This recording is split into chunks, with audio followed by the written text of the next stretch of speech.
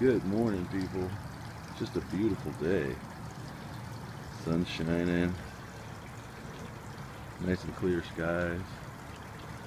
I was watching some of my subscribers, or some of the people I subscribe to, their gardens and their aquaponics experiments, and the poor guys are frozen.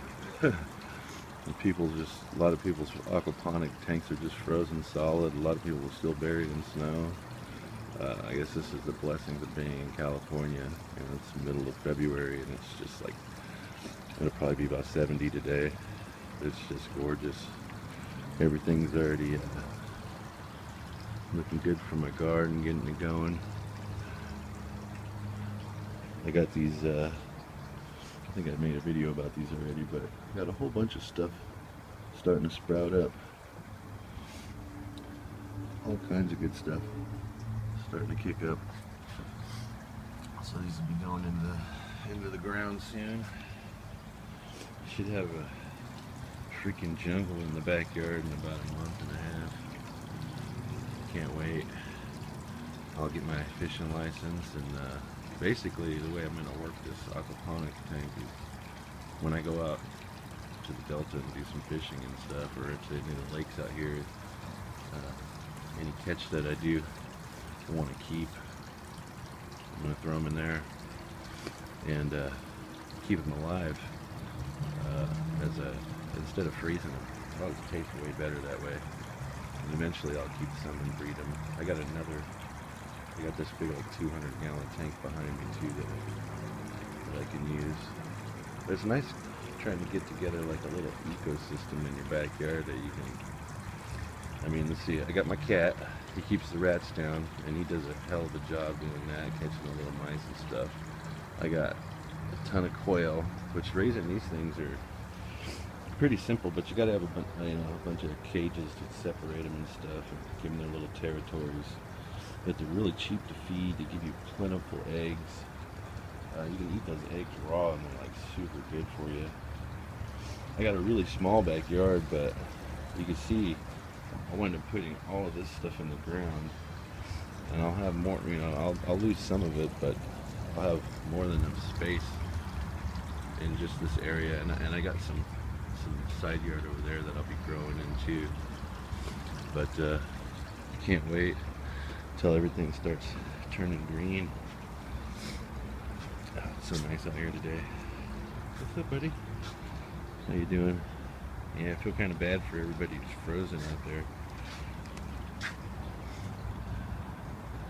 But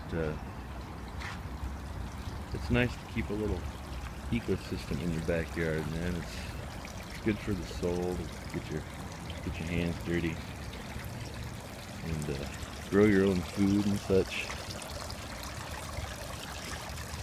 It's surprising how I've never really done this before, and I thought it'd be kind of tricky to keep this water clean. I've seen a lot of people build really kind of sophisticated systems to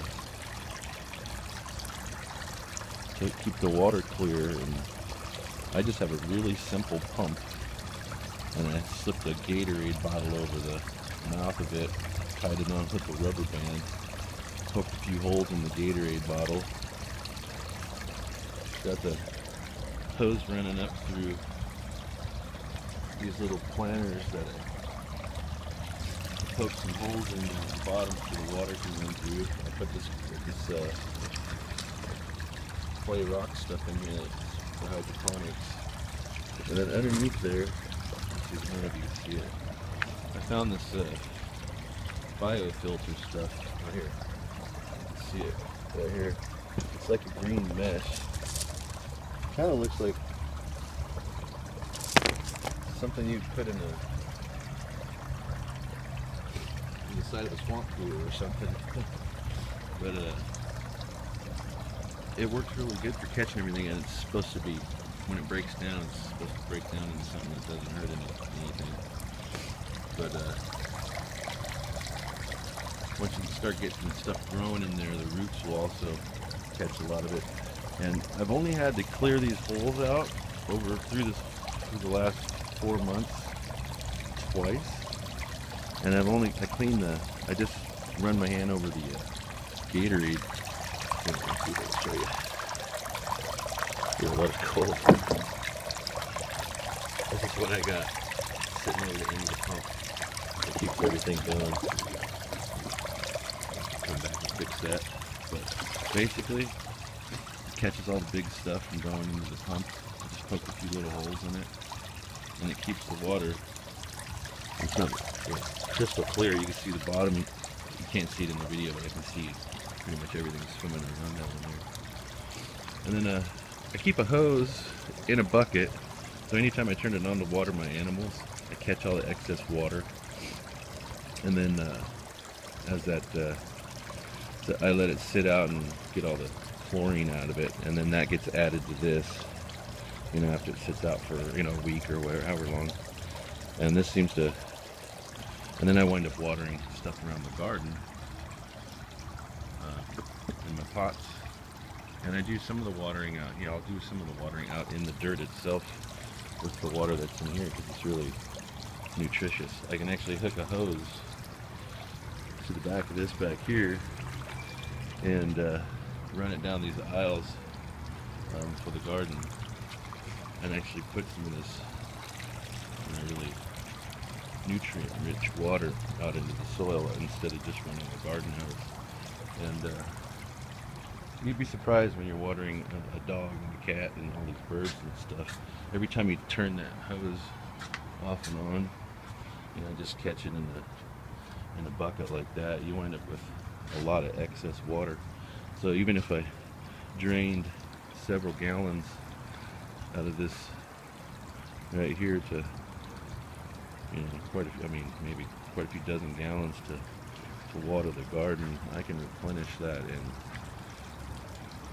a week probably. Keep this thing full. I think I made a video where I showed you how much I had lowered the water level down almost halfway, and I'm happy you can see this thing filled up. So we got some water, which was much needed in California. That's the downside. Having nice weather. It gets pretty warm here, and we suck that water up. We go through it pretty fast. But I don't know. Just thought I'd be sharing what I've been up to back here. I hope everybody has a good day, and things start warming up.